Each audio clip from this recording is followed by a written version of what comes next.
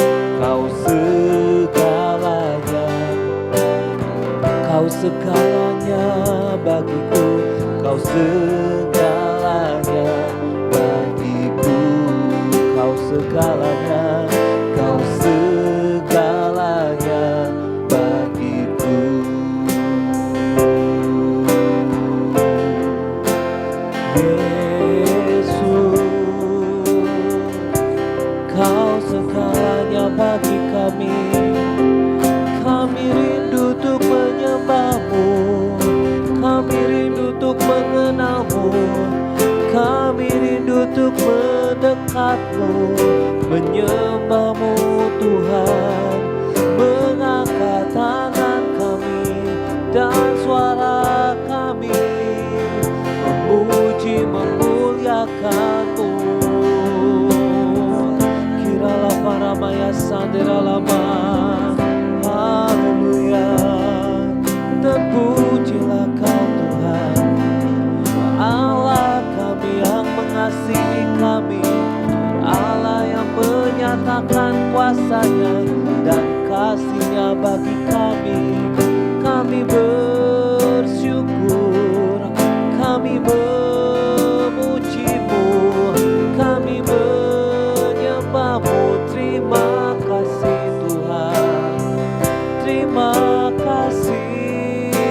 Bapa, kami bawa korban syukur, korban pujian bagimu, penyembahan kami bagimu. Terima kasih ya Tuhan, terima kasih.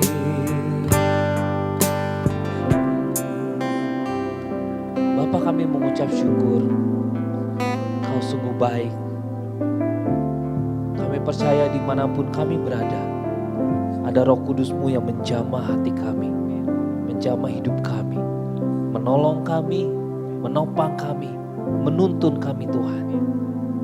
Kami berdoa, sebentar kami mau merenungkan suatu firman-Mu Tuhan. Kami berdoa, biar firman ini menjadi satu inspirasi bagi setiap kami, mendorong kami untuk kami bisa menjadi pelaku-pelaku firman. Roh Kudus, Kau yang tolong kami untuk kami bisa mengerti akan firman-Mu. Kami bersyukur hanya dalam nama Tuhan Yesus. Haleluya. Amin. Ya. Ya, Bapak Ibu Saudaraku, minggu kemarin kita belajar dan kita mendengarkan firman Tuhan tentang pujian dan doa yang mengubahkan hati. Hari ini renungan tengah minggu akan membahas tentang penyembahan. Jadi masih ada sambungannya. Yang jadi satu pertanyaan buat kita adalah, mengapa kita harus menyembah Tuhan? Sekali lagi, mengapa kita harus menyembah Tuhan? Apa Tuhan menjadi kurang sakti kalau kita nggak menyembah Dia? Enggak. Apakah Tuhan menjadi kurang baik kalau kita nggak menyembah Dia? Enggak. Tuhan itu baik. Sekalipun kita melakukan sesuatu perkara yang tidak baik, Tuhan tetap baik. Dan itu sudah terbukti. Kita semua memiliki kesaksian-kesaksian yang baik. Segala sesuatu yang terbaik yang Tuhan lakukan dalam hidup kita. Ya, jadi apa? Kenapa kita harus menyembah Dia? Jawabannya adalah karena penyembahan. Ketika kita menyembah Tuhan, banyak manfaat buat kita. Buat kita, Bapak Ibu Saudaraku. Ya. Manfaatnya apa? Ketika kita menyembah Tuhan, kita menjadi mendekat kepada Tuhan. Betul ya? Ketika kita menyembah Tuhan, kita menjadi dekat kepada Tuhan. Ketika kita menyembah Tuhan, kita memperoleh kekuatan, kita memperoleh penghiburan. Seringkali ketika kita mengalami suatu masalah, kita menyembah Dia dan kita merasakan ada satu kekuatan yang baru. Itulah kegunaan dari kita menyembah Tuhan. Kemudian ketika kita menyembah Tuhan, ketika kita menghadapi di suatu persimpangan jalan, kita harus memilih dan kita menyembah Tuhan. Tuhan akan menginspirasikan kita lewat Roh Kudus-Nya, jalan mana yang harus kita tempuh. Jadi lewat menyembah Tuhan, kita mengenal Tuhan lebih dekat lagi. Kita mengenal kehendaknya, kita mengenal keinginannya. Dan banyak manfaatnya buat kita, Bapak Ibu Saudaraku. Ya. Yang jadi pertanyaan lagi adalah, kenapa harus menyembah? Kenapa harus menyembah? Ya. Menyembah adalah mempersembahkan korban. Ya. Dalam Kejadian 3 ayat 21, ketika manusia jatuh dalam dosa dan Tuhan sudah memberikan satu kutuk kepada laki-laki, kepada perempuan, juga kepada ular. Manusia itu bersembunyi karena dia malu, karena dia tahu bahwa dianya telanjang. Apa yang dilakukan Tuhan? Dalam Kejadian 3 ayat 21, di sana dibilang bahwa Tuhan mengambil kulit binatang untuk menutupi kemaluan dari manusia, ketelanjangan dari manusia. Inilah konsep pertama ketika manusia jatuh dalam dosa. Tuhan berinisiatif karena Dia tahu manusia gak bisa menghampiri Dia, menghampiri Tuhan. Jadi gimana caranya? Lewat korban, kulit binatang. Bukankah itu adalah suatu korban? Ada satu binatang yang harus dikorbankan, diambil kulitnya untuk menutupi kemaluan dari manusia itu. Ya, nah oleh sebab itu Bapak Ibu, ketika kita masuk ke hadirat Tuhan, ada satu ayat dari Ulangan 16 ayat 16. Saya akan bacakan Bapak Ibu Saudaraku. 3 kali setahun setiap orang laki-laki di antaramu harus menghadap hadirat Tuhan Allahmu ke tempat yang akan dipilihnya, yakni pada hari raya roti tidak beragi, pada hari raya 7 minggu, dan pada hari raya pondok daun. Janganlah ia menghadap hadirat Tuhan dengan tangan hampa. Jadi setiap orang yang harus masuk, yang mau masuk ke dalam hadirat Tuhan, dia tidak boleh datang dengan tangan hampa. Jadi gimana caranya? Dia harus mempersembahkan korban. Sama seperti ketika di Kejadian 3 ayat 21 tadi. Untuk menutupi dosanya harus ada korban. Inilah konsep korban itu. Ya, di dalam firman Tuhan ada 3 jenis, 3 ayat mengenai korban yang akan saya bagikan. Kalau kita mau menghadap hadirat Tuhan, korban apa saja yang bisa kita berikan? Yang pertama dari Mazmur 51 ayat 19. Saya akan bacakan. Korban sembelihan kepada Allah ialah jiwa yang hancur. Hati yang patah dan remuk tidak akan kau pandang hina ya Allah. Korban yang pertama adalah jiwa yang hancur. Hati yang patah dan remuk. Oleh sebab itu ketika kita mengalami satu masalah, ketika kita menghadapi satu tantangan, ketika kita mengalami satu duka cita, mari datanglah kepada Tuhan. Sembahlah Dia. Karena Tuhan suka, karena Tuhan senang dengan korban, yaitu jiwa yang hancur dan hati yang remuk.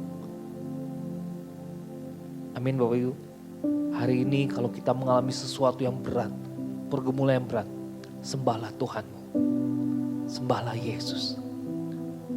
Maka Dia akan berkenan dengan korban yang kita bawa. Yang kedua, dari Mazmur 50 ayat 23. Siapa yang mempersembahkan syukur kepada sebagai korban, ia memuliakan aku. Siapa yang jujur jalannya, keselamatan yang dari Allah akan kuperlihatkan kepadanya. Siapa yang mempersembahkan syukur sebagai korban. Syukur sebagai korban. Ya. Ayat ini dalam bahasa aslinya berbicara tentang todah. Ya, todah ini artinya berterima kasih. Ada salah satu tokoh, dia berbicara bahwa orang yang paling miskin di dunia adalah orang yang tidak bisa mengucapkan syukur. Sebab itu mengucap syukur dalam segala hal. Ya, mari Bapak Ibu, segala sesuatu yang terjadi, kita bawa korban itu sebagai ucapan syukur. Karena mungkin hari ini kita lihat belum sesuatu yang baik, tapi percayalah bahwa Tuhan sedang merancangkan sesuatu yang luar biasa buat hidup kita. Bawalah korban syukur kepada Tuhan. Baik syukur dalam melewati pujian, melewati korban harta kita, atau lewat waktu kita. Lewat apa yang kita punya. Persembahkanlah itu semua sebagai ucapan syukur kepada Tuhan. Amin. Dan yang ketiga, dari Roma 12 ayat 1. Karena itu saudara-saudara, demi kemurahan Allah, aku menasihatkan kamu supaya kamu mempersembahkan tubuhmu sebagai persembahan yang hidup, yang kudus, dan yang berkenan kepada Allah. Itu adalah ibadahmu yang sejati. Korban yang ketiga adalah kita mempersembahkan tubuh. Mempersembahkan tubuh. Gimana caranya? Kita bisa mempersembahkan tubuh. Ada kita bisa mempersembahkan hati kita. Mungkin kadang-kadang kita tahu itu berat, tapi kita mau melakukannya. Itulah korban. Jadi hari ini Bapak Ibu, ada 3 ayat mengenai korban jika kita ingin menghadap hadirat Tuhan. Yang pertama, kita bisa membawa korban yaitu jiwa yang remuk, hati yang patah. Yang kedua, kita bisa mempersembahkan korban syukur. Dan yang ketiga, kita bisa mempersembahkan korban tubuh kita sebagai persembahan yang hidup, yang kudus, dan yang berkenan. Amin. Hari ini firman saya bagikan singkat. Tapi mari saya mau ngajak kita semua untuk kita masuk. Kita mempersembahkan korban ke hadapan Tuhan. Korban, semakin dia sakit, semakin korban itu berkenan kepada Tuhan. Amin. Mari Bapak Ibu kita luangkan waktu ini dan kita sembah Dia. Katakan, saatku masuk ke hadirat dan kami bawa korban syukur kami ke hadapan-Mu Tuhan.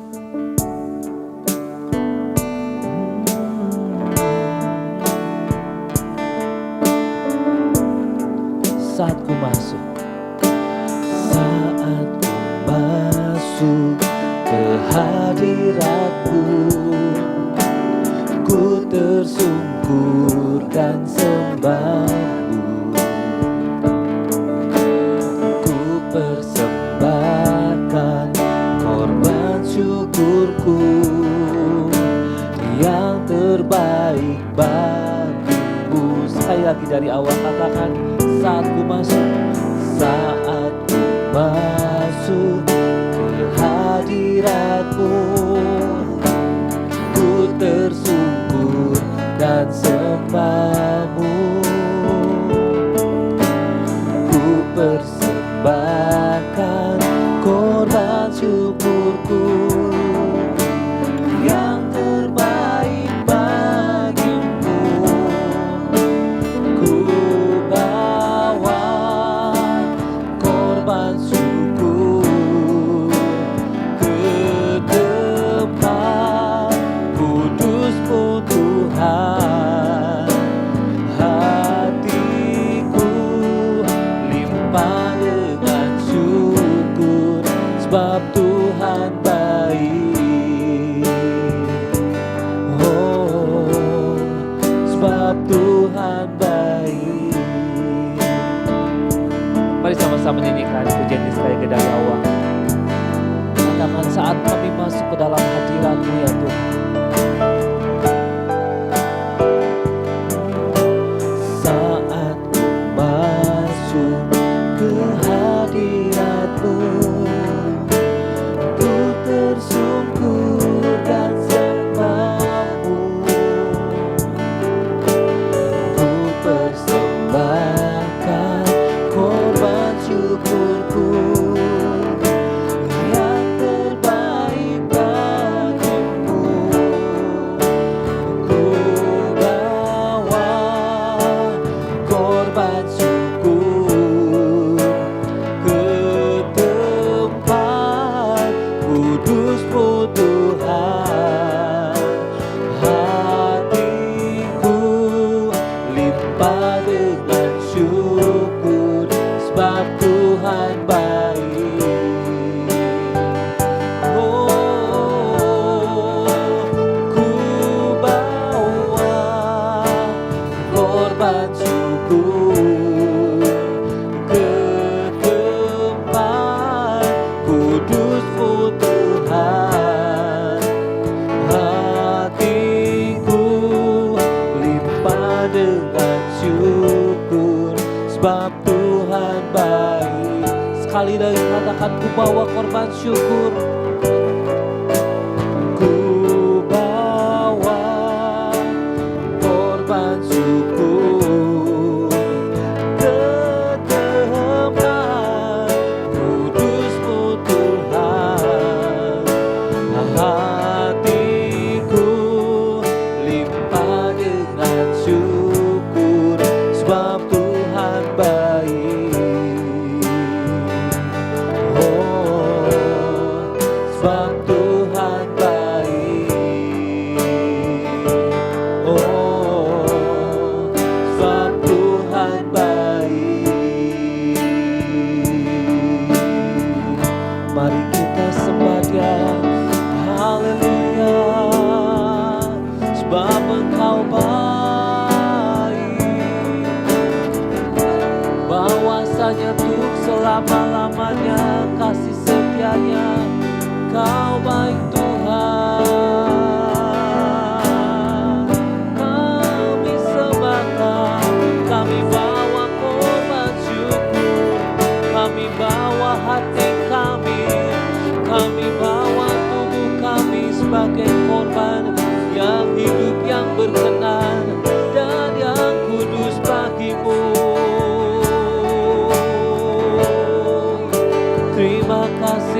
Bapa. Oh haleluya, kami sembah Kau Tuhan.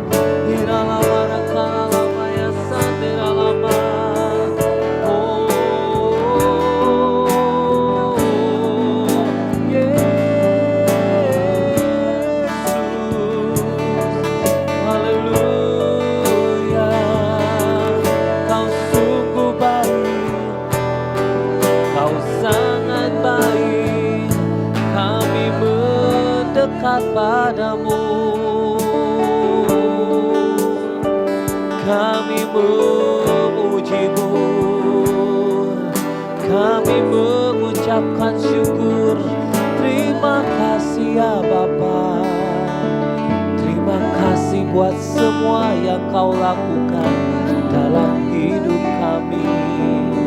Terima kasih. Haleluya.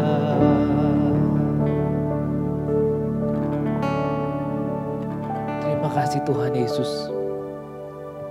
Kami mengucap syukur buat waktu yang singkat ini, di mana kami bisa menyembah, memuji, memuliakan Tuhan, dan bersekutu dengan firman Tuhan. Kami percaya bahwa Tuhan memberikan banyak waktu untuk setiap kami.